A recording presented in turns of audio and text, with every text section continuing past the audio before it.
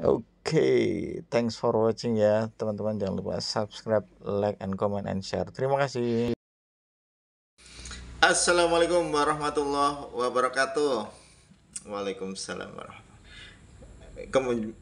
Jumpa lagi bersama saya Mufajiruddin Asnan di channel kesayangan kita bersama Asnan Why. Without you kami tiada arti, with you kami sangat berarti. Gimana kabarnya teman-teman? Semoga dalam keadaan sehat walafiat. Selesaikan sampai akhir. Ini teman-teman, penelitian kualitatif ya itu sebenarnya memiliki jelas kalau paradigmanya berbeda dengan kuantitatif gitu ya. Tetapi ada satu pertanyaan ya, bagaimana kita menjamin data yang di kualitatif itu absah ya. Jadi bagaimana, apa saja teknik keabsahan data atau apa saja uji keabsahan data kualitatif. Simak sampai akhir teman-teman ya. Karena kalau teman-teman dengar triangulasi itu sebenarnya cuma satu, one of them ya, cuma satu. Jadi ini bagannya ya teman-teman ya, uji absah ya, uji absah data itu sebenarnya kalau di kualitatif itu ada uji kredibilitas, transferabilitas, dependabilitas, confirmability. Abilitas itu sama ya. Ya, jadi triangulasi itu letaknya ini sesuai yang di bagian ini, letaknya adalah masuk yang kredibel. Jadi kalau di kuantitatif ada istilah validitas internal, maka di kualitatif itu ada istilah uji kredibilitas ya. Banyak ada, salah satunya triangulasi sampai member check ya. Nih sesuai bagian tadi ya. Maaf, kenyang. Baik, nah singgung sedikit tentang triangulasi ya teman-teman ya. Mungkin itu nanti. Jadi kalau saya ulangi lagi, kalau di kuanti itu ada validitas internal, maka teman-teman di kualitatif itu ada istilah uji kredibilitas. Salah satunya pakai triangulasi. Kalau di kuantitatif itu kan ada validitas internal, tentu ada validitas eksternal ya teman-temannya ya. Maka di kualitatif itu disebut dengan uji transferability ya. Kemudian kalau di kuantitatif itu selain valid apa teman-teman? Ayo siapa yang bisa jawab? Siapa yang bisa jawab? Selain valid, ya lupa. Wah, ya sekali lagi. Nah, malah nggak jelas kan. Kalau di kuanti itu ada valid dan juga reliable ya, sahih dan juga ajak.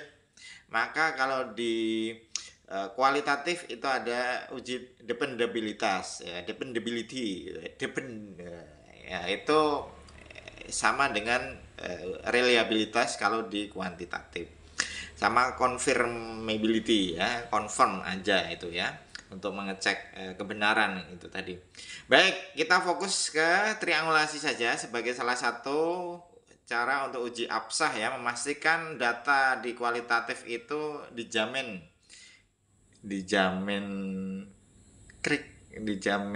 benar ya, valid, reliable itu adalah valid ya, terutama karena tadi sesuai dengan valid adalah uji kredibilitas, yaitu triangulasi. Ada 3 triangulasi sumber. Triangulasi sumber seperti ini teman-teman, gambarannya.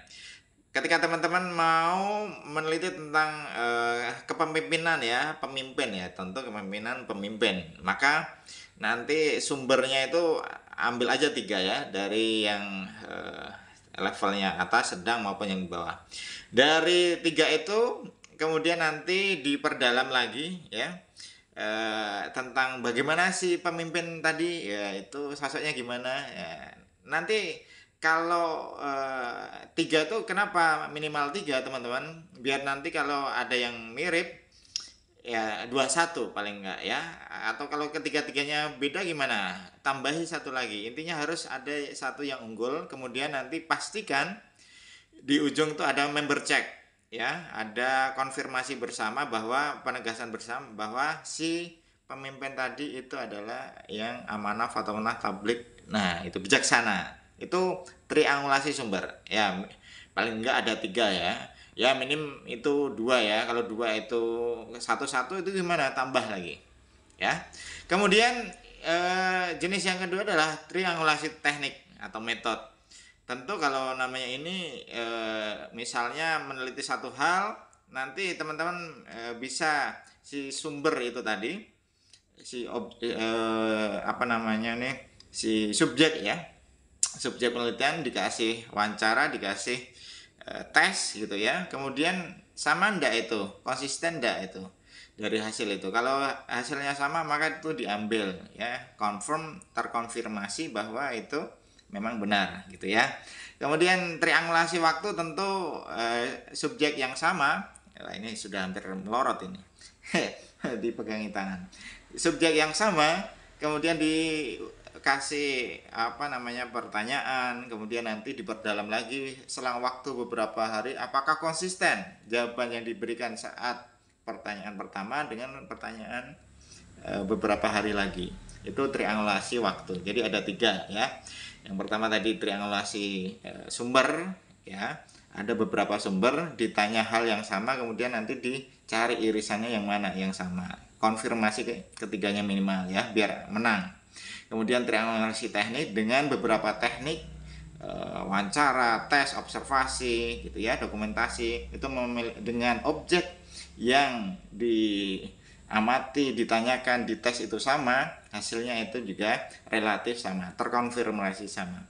Kemudian yang triangulasi waktu ya, triangulasi waktu satu subjek, kemudian dikasih interview misalnya, kemudian nanti diinterview lagi, diinterview misalnya sekarang tanggal 13, bener nggak? 12 ya, 12, kemudian nanti di seminggu kemudian atau 2 minggu kemudian ditanya lagi dengan pertanyaan yang sama, maka jawabannya seperti apa.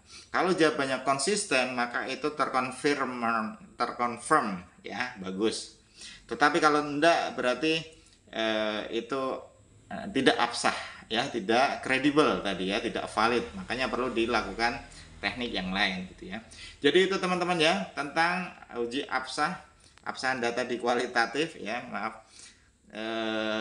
Sebenarnya kalau di kuanti itu harus valid dan reliable, di kualitatif pun itu harus valid dan reliable dengan istilah yang berbeda.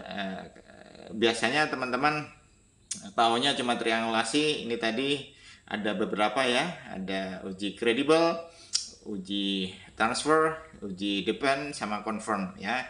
Dan triangulasi itu masuk salah satu di kredibel, cara untuk memastikan bahwa data di kualitatif itu terkonfirmasi sah, ijab sah dan ijazah. Let's go. Assalamualaikum warahmatullahi wabarakatuh. Ciao.